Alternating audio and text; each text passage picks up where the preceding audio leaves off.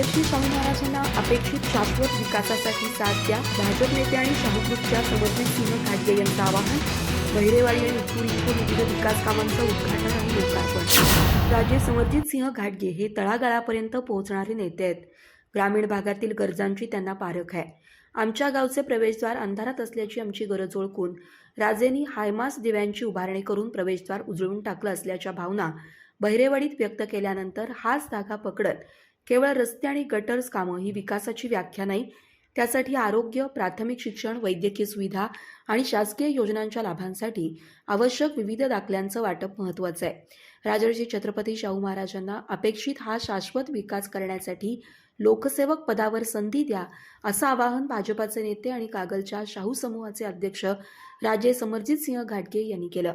आजरा तालुक्यातील बहिरेवाडी आणि उत्तूर इथं राजे समर्जित सिंह घाटगे यांच्या विशेष प्रयत्नातून जिल्हा वार्षिक योजनेअंतर्गत विविध विकास कामांच्या उद्घाटन आणि लोकार्पण प्रसंगी ते बोलत होते. यावेळी नव्यानं बांधण्यात आलेल्या प्राथमिक शाळा इमारती, सोलार हायमास्ट आणि प्राथमिक शाळेसाठी राजे विक्रमसिंह घाटगे फाउंडेशन मार्फत ई-लर्निंग संच प्रदान करण्यात आले. दरम्यान उत्तूर विभागातून 2019च्या विधानसभेला इथून भरभरून सहकार्य मिळालं.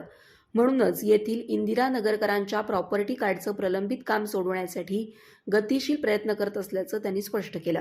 या दरम्यान बोलताना आजराच्या अण्णाभाऊ संस्था समूहाचे अध्यक्ष अशोकअण्णा चराठी म्हणाले, लहानांपासून वृद्धांपर्यंत या कार्यक्रमासाठी मोठी उपस्थिती आहे. ही नक्कीच बदलत्या राजकीय काळाची नांदी म्हणावी लागेल. त्यामुळे येत्या काळात राजकारणात बदल तर होईलच, शिवाय या परिसराचा विकासही जनतेच्या अपेक्षेप्रमाणे राजेंच्या नेतृत्वाखाली होईल. यावेळी अशोक कोणकिरे यांच्यासह आतिशकुमार देसाई आणि प्रकाश बेलवाडे यांची भाषणं झाली.